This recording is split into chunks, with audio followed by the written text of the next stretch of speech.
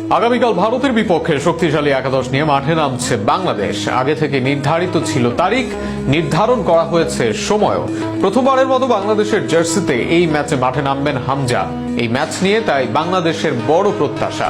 AFC কাপের বাছাই পর্বের এই ম্যাচের তারিখ, সময় ও ভারতের বিপক্ষে বাংলাদেশের সম্ভাব্য সেরা একাদশ নিয়ে বিস্তারিত থাকছে প্রতিবেদনে। ভারতের বিপক্ষে সেই বহুল প্রতীক্ষিত ম্যাচটি অনুষ্ঠিত হবে মোটে একদিন পরেই। 25 তারিখ বাংলাদেশ সময় সন্ধ্যা 7:30টায় ভারতের কাশ্মীর ঘেঁষা শ্রীলংয়ে মাঠে গড়াবে এই ভারত বাংলাদেশ লড়াই, যেখানে বাংলাদেশের সম্ভাব্য সেরা একাদশে গোলকিপার হিসেবে থাকবেন মিতুল মার্মা, তা অনেকটাই নিশ্চিত।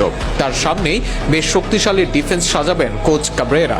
প্রবাস থেকে দেশে আসা তারিক কাজীর সঙ্গে দলের ভাইস ক্যাপ্টেন তপু বর্মন খেলবেন সেন্টার ব্যাক হিসেবে। রাইট ব্যাকে তাজউদ্দিন আর লেফট ব্যাকে ইসা ফয়সালকে খেলানোর সম্ভাবনা বেশি।